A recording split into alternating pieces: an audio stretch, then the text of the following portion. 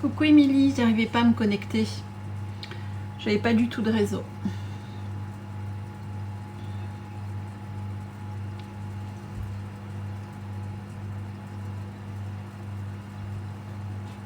Vous avez bien pensé à faire cuire votre patate douce? Coucou Atika. Et oui, nous revoilà. Est-ce que vous avez mangé le plat cuisiné ce matin ou pas alors? J'ai reçu quelques photos. Dites-moi si vous a plu, si ça vous a pas plu, si ça vous a pas plu, pourquoi, trop épicé, pas assez, riz trop sec. Il ne faut pas hésiter à me communiquer. Hein. Moi, la recette que je vous ai proposée, pour moi, elle n'est pas assez épicée.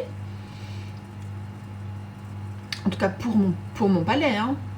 Mais quand je vous fais des lives, j'évite d'aller sur des choses qui vont être trop fortes en goût, pour éviter que ça vous surprenne quand vous n'êtes pas habitué. Hein. Pour nous, on le mange ce soir, mais j'ai dû refaire cuire le riz. Il n'était pas assez cuit? Est-ce que vous l'aviez fait tremper, Émilie, le riz? Pâteux? Alors, trop cuit le riz.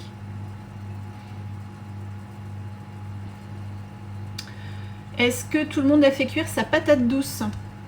Je vais répéter les ingrédients. Donc, 300 g de chair de patate douce, cuite de préférence à la vapeur douce. 30 g de sucre rapadura ou de sucre de coco. Moi, je n'en mettrai pas parce que j'estime que la patate douce est déjà sucrée et que la pomme va aussi sucrer. Une cuillère à café de bicarbonate alimentaire, 2 œufs, 50 g d'huile d'olive ou de noisette pour une saveur un petit peu plus prononcée. On va également utiliser une cuillère à soupe de gingembre frais râpé. C'est pas une obligation de le râper pour ceux qui vont utiliser le blender, puisque du coup ça va le blender de toute façon. 120 g de farine de riz, idéalement semi-complet ou complet. Et pour ceux qui utilisent du blé, la même quantité, 120. 100 g de poudre d'amande ou de noisette. 50 g de raisins secs ou pas, parce que certains m'ont dit qu'ils n'avaient pas trouvé de raisin, donc c'est pas grave. Et 2 pommes. 2 pommes, moi je vais en mettre une dans l'appareil et l'autre va me servir à décorer sur le gâteau. Est-ce que c'est bon pour tout le monde ou est-ce que je répète les ingrédients? Allez, je les répète rapidement. 300 g de chair de patate douce, cuite bien sûr. 30 g de sucre intégral de votre choix, rapadura, sucre de coco, sirop de date, comme vous voulez. Une cuillère à café de bicarbonate alimentaire. 2 œufs bio de préférence. Normalement, je ne devrais plus avoir besoin de le dire. 50 g d'huile d'olive ou de noisette pour un goût un petit peu plus prononcé. 50 g de... ah oui, j'ai oublié de vous dire. 50 g de jus de pomme ou de cidre ou même de kombucha ou de kéfir, c'est possible. Une cuillère à soupe de gingembre frais, haché ou pas, puisqu'on va le mixer dans le blender. 120 g de farine de riz semi-complet ou complet ou de blé pour ceux qui n'ont pas d'intolérance. 100 g de poudre de noisette ou d'amande. 50 g de raisins secs, ce n'est pas une obligation. Et de pommes. Sachant que moi, comme vous savez que j'aime les épices, je vais quand même mettre des épices dans ma pâte, mais ce n'est pas une obligation. Est-ce que c'est bon pour tout le monde? Dites-moi, envoyez-moi des petits pouces. Alors certains m'ont demandé pourquoi je parlais du Japon avec la patate douce. Il faut savoir que la patate douce, elle est arrivée vers 1595-97 au Japon. La patate douce japonaise n'est pas la même que celle que vous trouvez dans vos magasins, elle est beaucoup plus sucrée et c'est pour ça qu'ils l'utilisent en fait dans leur pâtisserie. Au Japon, ça s'appelle Satsuma Imo. Ils cuisinent beaucoup avec la base du haricot rouge. Hein. Toutes les pâtisseries japonaises sont pour la plupart à base de haricots rouges. Et du coup, effectivement, au Japon, ils l'utilisent. Et c'est pour ça que je me suis dit, ben voilà, on a fait l'Inde ce matin, on va faire l'Asie cet après-midi et avec la patate douce. Donc c'est un dessert. Ce que je vous conseille, c'est de ne pas dire, hein, quand vous faites ce genre de gâteau, qu'il y a de la patate douce dedans, parce que ça va toujours apporter des a priori aux personnes et surtout au palais. Ça ne se sent absolument pas. C'est sucré juste comme il faut. Alors vous pouvez mettre 30 grammes de sucre. 30 grammes de sucre, hein. Moi comme je vous dis, je préfère ne pas en mettre. Entre le jus de pomme, entre les pommes et entre la patate douce, je trouve que c'est suffisamment sucré. Et en plus, moi je vais mettre des épices. Donc si vous voulez mettre des épices, faites-vous plaisir, hein. Épices sapin d'épices, cardamome, cannelle, vous pouvez voilà, décliner. Et puis ceux qui voudraient avoir quelque chose d'encore plus gourmand, si vous voulez mettre des pépites de chocolat pour les enfants, c'est possible. En tout cas voilà, ma recette n'a pas de chocolat. Et si vous êtes prête, on va commencer. Donc pour ceux qui font la recette en même temps que moi, il faut que votre chair de patate douce soit bien sûr cuite. Autrement, ça prendrait encore plus de temps si on devait la cuire là maintenant. Donc vous allez voir, c'est très simple. Vous allez mettre dans un blender ou un robot. Et si vous n'avez pas, je vais vous expliquer comment faire. Vous allez mettre les 300 g de chair de patate douce dans le blender. On va y mettre les 2 œufs, bien entendu. Vous cassez vos œufs, vous les mettez dedans, sans la coquille. Vous allez mettre le gingembre, le sucre pour ceux qui vont mettre du sucre, l'huile et le jus de pomme. C'est parti. Ceux qui n'ont pas de blender ou de robot. La patate douce, vous l'écrasez. On va le faire manuel, hein, avec un écrase purée tout simplement. Vous l'écrasez et puis après, dans un saladier, vous allez mettre votre patate douce écrasée avec avec les ingrédients que je vais vous reciter. Donc, la patate douce, on va y rajouter, je vais trop vite ou tout le monde suit, vous me dites, hein. On va mettre les œufs, il faut un bol, on va prendre une tasse. Si je vais trop vite, vous me dites, hein. Donc la patate douce, et là je mets mes œufs dedans.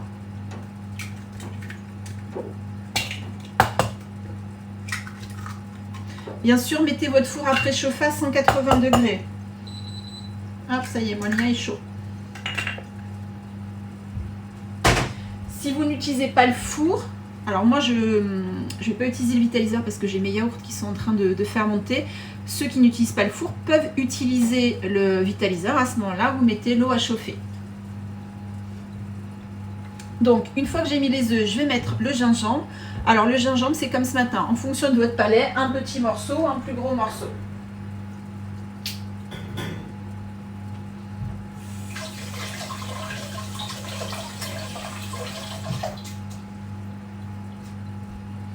Si votre gingembre est bio, pas la peine de l'éplucher, hein. Est-ce que tout le monde suit? Est-ce qu'il y a des gens qui viennent de se connecter qui ont besoin que je rappelle les ingrédients? Dites-moi. On met tout dans le blender. Ah, donc dans le blender, vous mettez les 300 g de patates douces cuites. Vous allez venir mettre les œufs. Alors, je vous avais dit 2 œufs, j'en ai mis 3. C'est pas grave. Vous allez venir mettre le gingembre, les 30 g de sucre ou pas de sucre. Vous allez venir rajouter l'huile. Donc, l'huile d'olive, de mémoire, c'est 50 ou 60 g. 50 g d'huile d'olive. J'ai écrit trop petit, j'arrive pas à me relire. Donc, 50 g d'huile d'olive, 60 g de jus de pomme ou de cidre ou de kéfir ou de kombucha. Donc, on met l'huile.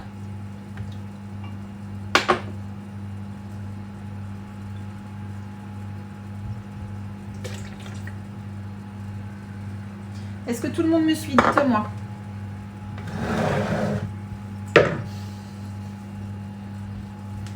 Vous me dites, hein. S'il y a besoin que je rappelle certaines choses. Alors, oui, s'il te plaît, quoi? Dites-moi. Faut que je répète? Allez, je répète.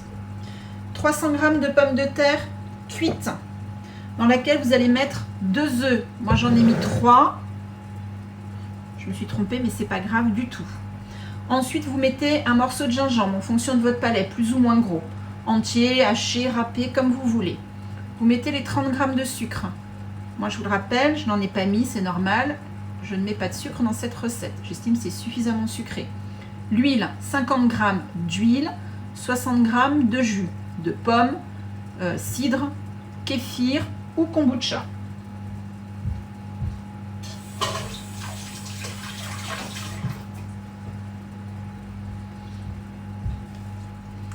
Est-ce que c'est bon? Et bien sûr, mettez votre four à préchauffer, 180 degrés. Ça doit être thermostat 6, je crois.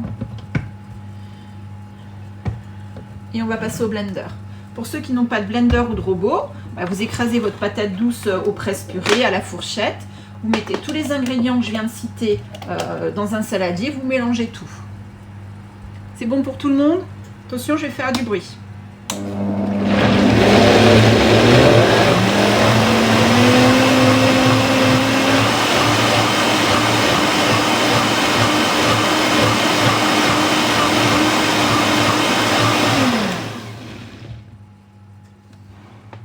Alors, je crois que Betty elle est connectée. Betty, elle peut faire au Nutribullet. Ça passera très bien. C'est bon pour tout le monde? Vous me dites. Là, vous pouvez préparer le saladier. Dans ce saladier, on va venir mélanger la farine. Donc, je vous rappelle, la farine, on était sur 120 grammes de mémoire. Oui, 120 grammes de farine. Je mets ma poudre d'amande aussi. Non, on va la mettre là maintenant. Donc là, on a fait la préparation humide. On va faire la préparation sèche. Donc, on va venir mettre dans un saladier les 120 grammes de farine, de riz semi-complet, complet ou de blé pour ceux qui ont de la farine de blé. Alors, de préférence semi-complète. Hein. Évitez tout ce qui est farine blanche. On va venir rajouter les 100 grammes de poudre d'amande ou de noisettes. On va venir également rajouter une cuillère à café de bicarbonate. Allez, c'est parti. La farine. Moi, je mets de la poudre d'amande.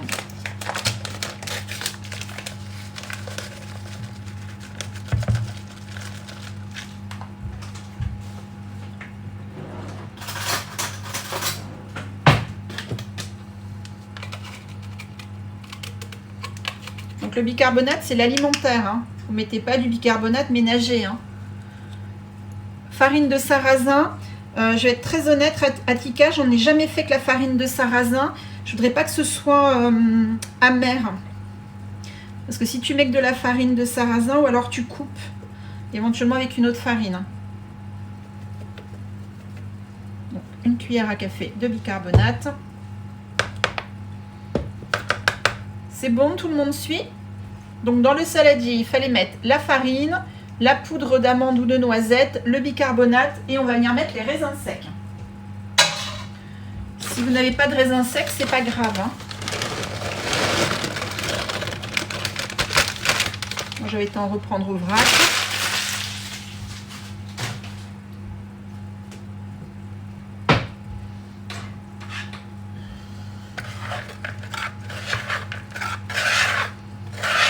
Mélanger légèrement et on va venir mettre la préparation. Mélanger avec la farine de riz. Ouais, essaye. Tu fais moitié-moitié. Ce qu'on a passé au blender ou au robot, donc la préparation humide, on va la rajouter au saladier.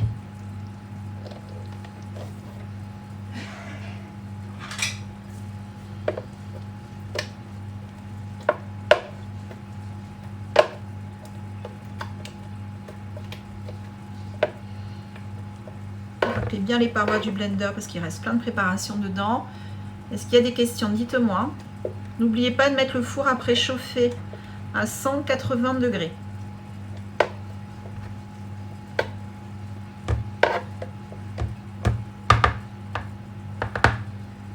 Hop.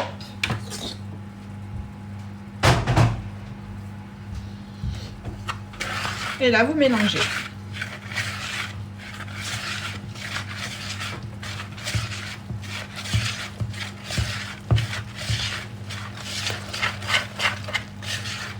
Est-ce qu'il y a déjà des questions? Dites-moi.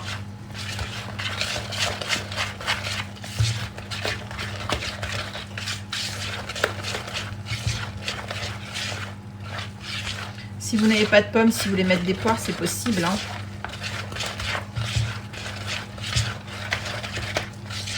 Alors moi, j'ai rajouté des épices. Je vais mettre de la cannelle. Ce n'est pas une obligation, hein. Si vous voulez mettre de la vanille, vous pouvez.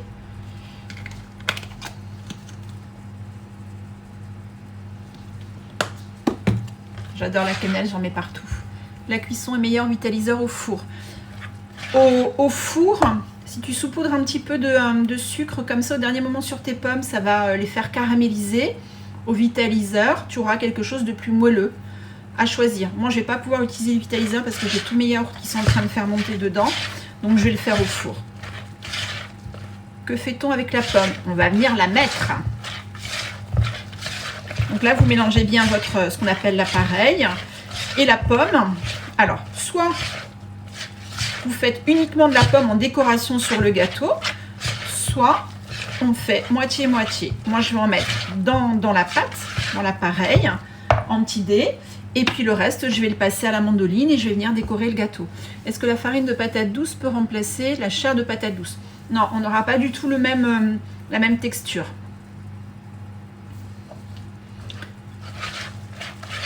Donc si vous avez fait votre pâte, on va faire les pommes.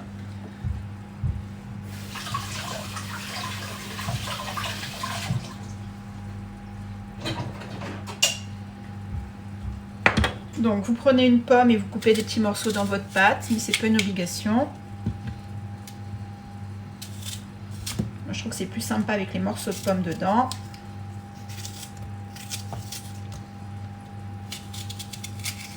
Ou de la poire, hein, si vous voulez de la poire, hein. C'est possible. Hein. Puis les très très gourmands peuvent mettre du chocolat. Poire pas très mûre. Oui, parce que si elles sont trop mûres, elles risquent de crachouiller un petit peu de jus. Mais voilà, c'est au choix. La recette à la base est avec de la pomme. Si vous voulez mettre de la poire, c'est possible.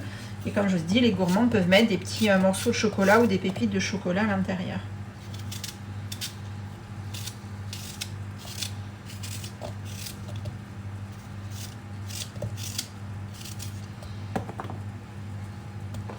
C'est bon? Dites-moi s'il y a quelque chose. Donc, là, la pâte, l'appareil est prêt. Donc, pour cela, vous allez prendre un moule. Pour ceux qui cuisent au vitaliseur, vous prenez le moule du vitaliseur. Pour les autres, vous prenez un moule rond, rectangulaire, ce que vous voulez. Hier, je l'ai fait dans un moule rond, je vous l'avais montré. Aujourd'hui, je vais prendre un moule rectangulaire. Donc, son moule, on va venir le chemiser. Je rappelle, parce que souvent dans les recettes, je vous mets chemiser le moule. On me dit, mais ça veut dire quoi? Chemiser, c'est mettre une base de gras, huile de coco, huile d'olive, ghee, ce que vous voulez. Et ensuite, vous mettez de la farine et vous tapissez votre moule de tous les côtés pour que la farine vienne bien se mettre sur toutes les parois. Et c'est ce qui évite d'accrocher, puisqu'on est sur de l'inox ou sur du verre et ça évite d'accrocher. Ton jus de pomme, tu l'as mis.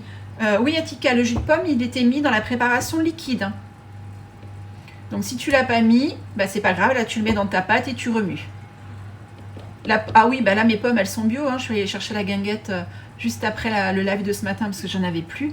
Elles sont bio, je les rince et je mets la peau bien sûr.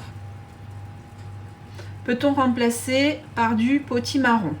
Très certainement, sauf que pour le coup, on serait plus sur une recette japonaise. Donc c'est pour ça que je suis partie sur la patate douce. Mais potimarron, oui, hein.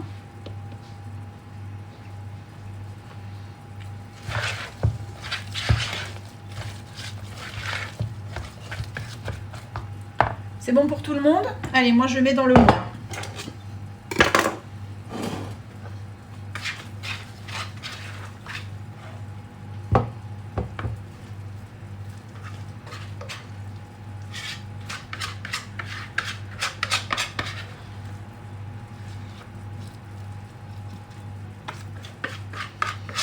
Est-ce qu'il y a des questions?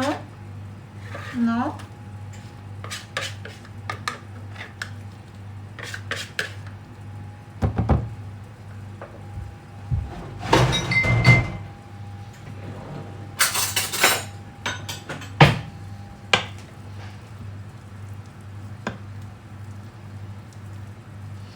Et là, mes pommes, bah, je vais venir les trancher.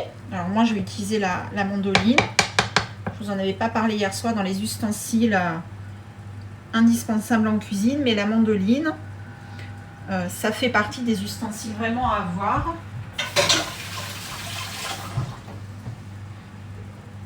Moi, je vous rappelle toujours celle que j'ai, c'est celle de chez Borner. C'est top parce que c'est une mandoline, mais c'est aussi des appareils qui permettent de râper, de trancher, d'émincer les légumes très rapidement sans avoir à sortir un robot. Ça se lave en 2 secondes et c'est vraiment génial.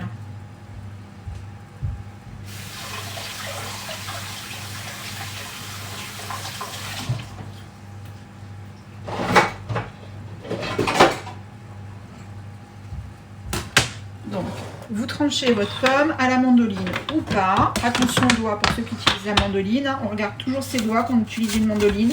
On ne regarde pas ailleurs. Autrement, on se coupe.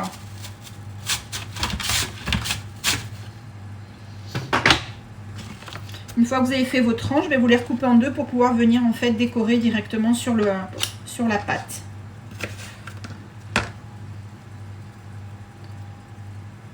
Bonne idée de s'en servir. Eh bien oui, Atika, toi tu l'as. Donc ça, c'est quelque chose que vous pouvez vous offrir ou vous faire offrir pour les fêtes. Faisons-nous vraiment des cadeaux utiles et importants pour notre santé, en fait, hein, tout simplement. Concernant le safran dont je vous ai parlé ce matin, je vous posterai demain où vous pouvez le trouver, mais je crois que je vous l'ai posté tout à l'heure. Ils ont leur boutique en ligne qui va s'ouvrir apparemment demain ou après-demain. Donc si vous voulez aussi vous offrir du safran français, ben voilà, vous aurez l'adresse. Comme ça, vous pourrez encore plus cuisiner pour les fêtes, parce que je vais très certainement faire une recette avec du safran pour les fêtes. En décembre, on va cuisiner un petit peu plus festif. On nous prive de beaucoup de nos libertés en ce moment, et cuisiner ce qu'on veut, c'est encore une liberté qui nous reste, donc faut en profiter. Est-ce qu'il y a des questions? On ne s'en passe plus de cette mandoline? Eh ben non. Alors je vais demander de venir sur un live, mais j'ai pas de réponse, je vais le relancer. Comme il peut plus être sur les salons, je pense que de faire des lives, ça pourrait vraiment l'aider. Le nom de la mandoline, c'est Borner, B-O avec les trémas, R-N-E-R. C'est en fait, là-bas, c'est une mandoline. Et après, vous avez pas mal de grilles à mettre dessus. Alors, il y en a plein, hein. Il y a des grilles comme ça, les grilles comme ça. Celle que j'utilisais ce matin pour râper le gingembre, ça prend 2 secondes et c'est vraiment top. Et surtout après, au niveau pour la laver, c'est 2 secondes. Il n'y a pas besoin de démonter tout un robot, quoi. Moi, je suis en train de mettre la pomme sur mon gâteau. Ceux qui veulent mettre un petit peu de sucre vanillé ou du rapadura ou du sucre de coco pour venir faire dorer les pommes si vous les passez au four, allez-y, c'est maintenant. Et puis après, il n'y a plus qu'à mettre au four ou au vitaliseur pour à peu près 50 minutes. Donc la cuisson vitaliseur va beaucoup moins dessécher le gâteau. Mais si vous voulez l'effet croustillant doré sur le gâteau, il faut passer par le four. Est-ce qu'il y a des questions? Dites-moi.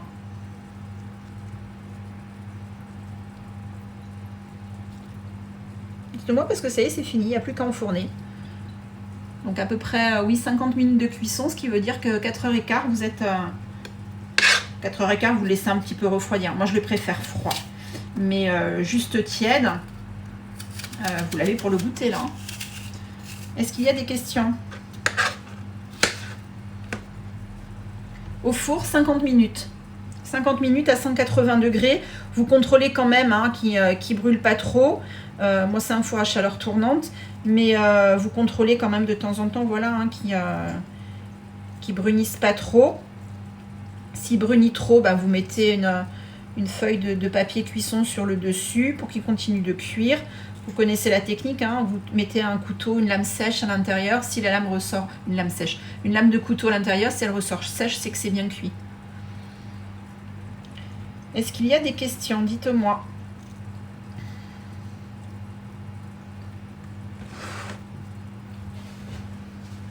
Pas de questions? Pendant que je vous parle, normalement, j'ai la vidéo qui est en train de se poster sur ma chaîne YouTube sur ce qu'on a fait ce matin. Là, je vais reposter après celle-ci. Nous, on se retrouve, je crois que j'ai rien prévu demain, non, c'est vendredi, on se retrouve pour le velouté aux châtaignes, donc bien sûr avec les châtaignes cuites. Samedi, on se retrouve pour un apéro naturo autour d'un verre de jus de légumes ou de kéfir ou de kombucha. On va parler santé, je ne sais plus ce que j'ai prévu comme thème. Je crois que c'est le microbiote. Si vous avez des idées, si vous avez des envies de live pour la semaine prochaine et les jours à venir, pareil, hein, vous me faites vos suggestions. Et puis, et s'il y avait d'autres questions, vous m'envoyez des petits messages. Donc pareil, vous m'envoyez vos photos et surtout vous me dites si vous avez réalisé le gâteau, hein, ce que vous en pensez. Mais c'est super bon. Est-ce qu'il y a d'autres questions? Dites-moi.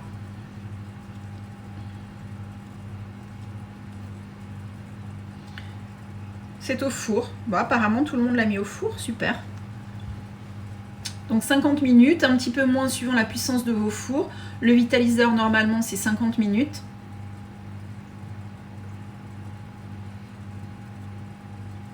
Mais c'est toujours avec grand plaisir le partage.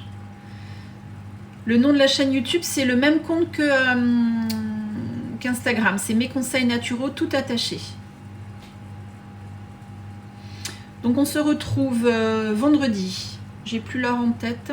Pour le velouté de châtaigne, je crois que c'est 18h30. Mais je vais vous reposter de toute façon les ingrédients. Et puis, d'ici là, je vous souhaite un bel après-midi. Profitez-en pour aller un petit peu vous aérer, profiter de cette heure qui nous est accordée de pouvoir marcher. Comme ça laisse le temps au gâteau de tiédir et de refroidir. Et puis, on se retrouve très très vite. À bientôt. Et en attendant, n'attendez pas pour prendre votre santé en main. À bientôt. Bye bye.